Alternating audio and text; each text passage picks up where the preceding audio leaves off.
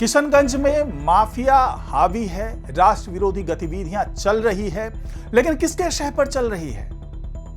क्योंकि अंदर खाने बहुत सी ऐसी गतिविधियां हैं जिस पर अंकुश अभी तक न तो पुलिस लगा पाई, ना कि प्रशासन लगा पाया। लेकिन जैसे जैसे परत दर परत इस पर से पर्दा हटता गया, खुलासा होता गया, तो पता चला कि न सिर्फ माफिया बल्कि उनके साथ पुलिस के बड़े आला अधिकारी भी शामिल हैं और उसी के तहत छापेमारी भी शुरू हुई।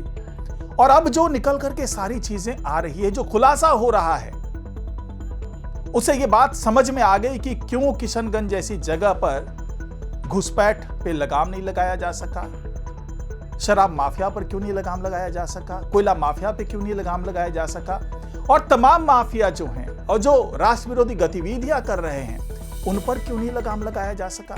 तो कैसे होगा ये सब कुछ, इसकी एक प्लानिंग तैयार हो चुकी है और आदेश भी आ रहे हैं, गृह मंत्रालय से भी आदेश आ रहे हैं और साथ ही सरकार की तरफ से भी सख्त कार्रवाई करने के आदेश आ रहे हैं। और केवल राज्य स्तर पर ही नहीं बल्कि केंद्र के स्तर पर भी अब आने वाले दिनों में तमाम कार्रवाई देखने को मिलेगी। लेकिन अभी जो कार्रवाई चल रही है उसके बारे में जानेंगे आज की इस रिपोर्ट में, तो इसे आखिर तक जरूर देखिएगा। नमस्कार, मैं हूं डॉक्टर सुरजीत सिंह और आप देख रहे हैं YBN बिहार झारखंड। अगर आपने अभी तक इसे सब्सक्राइब नहीं किया तो सब्सक्राइब कर लीजिए और अगर आपको ये वीडियो अच्छा लगे तो लाइक कीजिए, शेयर कीजिए, कमेंट जरूर कीजिए।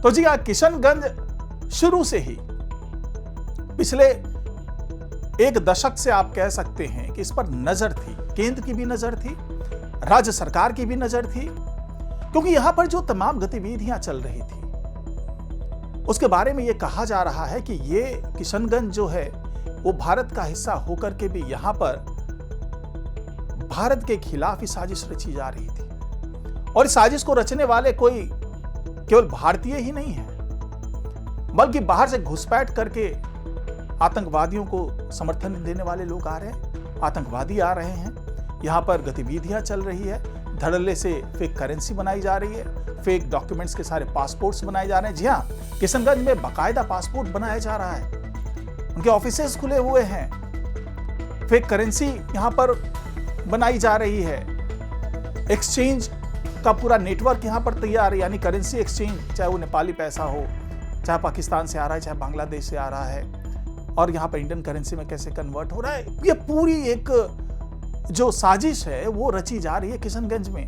और किशनगंज से ही आपने जो ये आसपास का इलाका, चाहे अररिया की बात करें, कटिहार की बात करें, पूर्णिया की बात करें, सुपौल की बात करें, सीतामढ़ी की बात करें, मधुबनी की बात करें, तो सब जगह यहां से सारा नेटवर्क चलाया जा रहा है। अब यहां पर सवाल ये उठता है कि इतना बड़ा नेटवर्क किशनगंज से पूर्णिया तक सारी चीजें हो रही है, ये हो कैसे रहा है?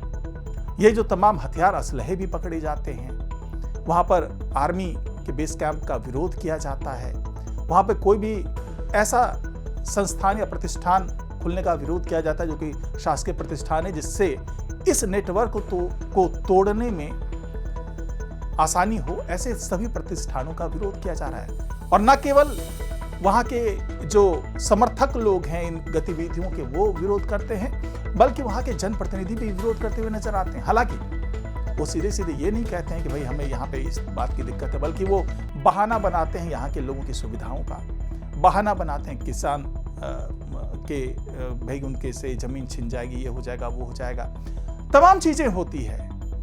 लेकिन चाहे वो AIMIM के विधायक हों, बहादुरगंज के हों या फिर दूसरे इलाके के हों किशनगंज में, चाहे किशनगंज के कांग्रेस के सांसद हों, अक्सर ये मामला उठाते रहे हैं। लेकिन शायद उनको भी ये बात पता नहीं होगी कि वो भी किसी के हाथ की कठपुतली बन रहे हैं, ऐसी ताकतों के हाथ की कठपुतली बन रहे हैं जो नहीं चाहते कि किशनगंज में अमन चैन कायम हो, शांति व्यवस्था लागू हो, और साथ ही किशनगंज से किस तरीके से राष्ट्र विरोधी गतिविधियां चलाई जा सके। ये तमाम चीजें हो रही है किशनगंज में। अब सबसे बड़ी बात यह आई जब खुफिया एजेंसीज ने जांच पड़ताल करना शुरू किया, जब उसकी तह में जाना शुरू किया, तो पता चला इसकी जड़ तो पुलिस तक फैली हुई है। जिस पुलिस को जिम्मेदारी दी गई थी कि आप ऐसी गतिविधियों पर लगाम लगाइए, ऐसे माफिया पर लगाम लगाइए, पुलिस के आला अधिकारी उसके साथ मिले हुए हैं। अभी तक जो बात निकल करके सामने आई है, वहां की जो SDPO गौतम कुमार हैं, उनसे संबंधित जो तमाम साक्ष्य मिल रहे हैं, जो EOW ने छापा मारा, और अलग अलग ठिकानों पे, पूर्णिया में भी छापा मारा, पटना में भी छापा मारा, किशनगंज में छापा मारा, और भी जो उनके ठिकाने वहां पर छापा मारा। और वहां से जो तमाम जानकारियां निकली वो किसी के भी होश फाख्ता करने के लिए काफी थे। इस छापामारी में पता चला कि न सिर्फ इनके पास आय से ज्यादा संपत्ति है, जैसा कि मैंने कल के वीडियो में भी बताया था कि अभी तक तो केवल खुलासा हुआ कि इनकी आय से ज्यादा संपत्ति है, 60% ज्यादा बताई जा रही है, लेकिन आने वाले दिनों में यह भी खुलासा हो जाएगा कि इनकी माफिया के साथ में मिली भगत है। यह मैंने कल के वीडियो में बताया था और आज ये साबित हो गया है। कल जो तमाम छापामार कार्रवाई चली, उसके रिपोर्ट्स जो आ रहे हैं, आज भी कई रिपोर्ट्स आई हैं, उसमें यह साफ साफ संकेत मिल रहा है कि जो एसडीपीओ हैं, 1994 बैच के ये बिहार पुलिस सेवा के अधिकारी हैं, बाद में 2019 में इन्हें प्रमोट करके डीएसपी बना दिया गया। तो जो ये एसडीपीओ हैं, ये लगातार, अब सोचिए कि कितने बड़े रसूख का इस्तेमाल किया गया होगा कि इनकी पोस्टिंग कभी भी इन सीमांचल इलाके से अलग हुई ही नहीं। ये बराबर ये सीमांचल इलाके में ही बने रहे, चाहे वो पूर्णिया का इलाका हो, चाहे बगहा का इलाका हो, चाहे किशनगंज का इलाका हो, चाहे अररिया का इलाका हो। तो यही वो जो सीमावर्ती इलाके हैं, वहां पर लगातार ये पोस्टेड रहे, क्योंकि हो सकता है कि इनको ये बात लगातार शुरू से ये पता हो कि भाई ये सारी जगह जो है यहाँ पर मलाईदार जगह है, मलाईदार पोस्टिंग है, यहाँ पर कमाई अच्छी की जा सकती है। लेकिन वो ये भूल गए कि वो जिस देश में रह रहे हैं उसके साथ गद्दारी भी कर रहे हैं। जो मिलीभगत इनकी खुलकर के अब सामने आ रही है, उसमें ये शराब माफिया से इनकी मिलीभगत है, कोयला माफिया से इनकी मिलीभगत है, एंट्री और लॉटरी माफिया से इनकी मिलीभगत है, सुपारी तस्करों से इनकी मिलीभगत है, करेंसी के तस्करों से इनकी मिलीभगत है। यानी कि हर वो फंड जो कि यहां से बनाया जा रहा है, जिसका इस्तेमाल टेरर फंडिंग के लिए भी किया जाता रहा है। पहले कई मौकों पर जांच के दौरान ये बात आई है कि ये जो तमाम माफिया हैं, वो संगठित होकर के जो फंड है वो टेरर फंडिंग के लिए भी देते रहे हैं। तो कुल मिलाकर के यहां पर यह बात समझ में आ गई कि जो फंडिंग करने की इजाजत इनके माध्यम से दी जा रही है, क्योंकि जाहिर सी बात है इतने माफिया के साथ इनकी मिली भगत है, तो आंख मूंदने का पैसा इनके पास पहुंच रहा था और ये समझ रहे थे कि भैया ठीक है, हमारे पास पैसे आ रहे हैं, कोई दिक्कत नहीं है। अब जो छापे में खुलासा हुआ है उसके हिसाब से इनके 3 सह अभियुक्त भी तैयार किए गए, बनाए गए हैं, जिसमें इनकी पत्नी रूबी कश्यप हैं, इनकी माताजी पूनम देवी है और इनकी महिला मित्र है जो शगुप्ता शमीम है, उसे भी सह अभियुक्त बनाया गया है।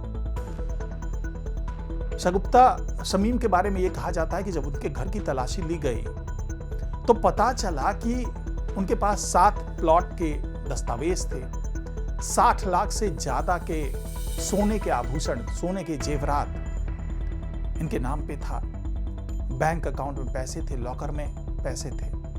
और ये सारा कुछ मिला इनको, जो शगुप्ता शमीम है, इसको दिया किसने? तो जो एसडीपीओ गौतम कुमार है। और मजे की बात कि कई प्लॉट्स ऐसे हैं जो शगुप्ता शमीम के नाम पे खरीदे गए और वो ट्रांसफर किए गए बाद में गौतम कुमार के बेटे के नाम पे। यानी कि पूरी साजिश चल रही थी और अभी तो शुरुआती दौर है। अब जो ये खुलासे हो रहे हैं, जो तमाम लिंक के खुलासे हो रहे हैं, तमाम नेटवर्क के खुलासे हो रहे हैं, उसे पुलिस को अब ये बात समझ में आने लगी है कि ये जो गौतम कुमार है, ये भी एक छोटे से मोहरे हैं, जड़ बहुत अंदर तक फैली हुई है। और अब ईओडब्ल्यू ने जो जांच की है, उससे जो साक्ष्य मिले हैं, उसके आधार पर अब आगे पूरे नेटवर्क की जांच की जा रही है कि इसमें और कौन कौन मिले हुए। केवल एसडीपीओ के मिलीभगत से इतना बड़ा कारनामा नहीं हो सकता, बल्कि ऊपर से नीचे तक हर वो व्यक्ति इसमें शामिल होगा जो इस एसडीपीओ के आदेश का भी पालन कर रहा है। क्योंकि जो पुलिस महकमा है, ऐसा नहीं कि वो अनजान होगी, उसे पता होगा कि क्या क्या चीजें चल रही है और किसके इशारे पर चल रही है। यही वजह है कि अमित शाह जब यहां पर आते हैं, तमाम आदेश देते हैं, उसके बाद हड़कंप जितना माफिया में मचता है, उससे ज्यादा हड़कंप तो पुलिस महकमे में मचता हुआ नजर आया। तो जाहिर सी बात है कि ये जो गोरख धंधा चल रहा है, उस नेक्सस को तोड़ने की कोशिश अब की जा रही है। वो सरकार की तरफ से, राज्य सरकार की तरफ से भी और केंद्र की तरफ से भी की जा रही है। और ऐसा नहीं है कि केवल निशाने पर ये पुलिस महकमा ही है, बल्कि कई और सरकारी तंत्र यहां पर मौजूद हैं। पूरे सीमांचल इलाके की बात मैं कर रहा हूं जहां से इस तरह की गतिविधियां संचालित हो रही होंगी। कई ऐसे सरकारी बाबू लोग होंगे, अधिकारी होंगे जो इन माफियाओं के साथ मिले होंगे, जो उनको फंडिंग का रास्ता खोल करके दे रहे होंगे। तो अब हर व्यक्ति पे, हर अधिकारी पे, हर माफिया पर अब धीरे धीरे कार्रवाई होती हुई नजर आई। गृह मंत्रालय ने साफ साफ कह दिया है, सम्राट चौधरी की तरफ से आदेश आ चुका है कि जीरो टॉलरेंस है। जहां भी इस तरह की गतिविधियां होती नजर आए उस पर कार्रवाई सीधे सीधे की जाए। तो आने वाले दिनों में केंद्र सरकार की तरफ से भी और राज्य सरकार की तरफ से भी, गृह मंत्रालय की तरफ से भी कार्रवाई होती हुई नजर आएगी। तो फिलहाल आज की रिपोर्ट में इतना ही। नमस्कार।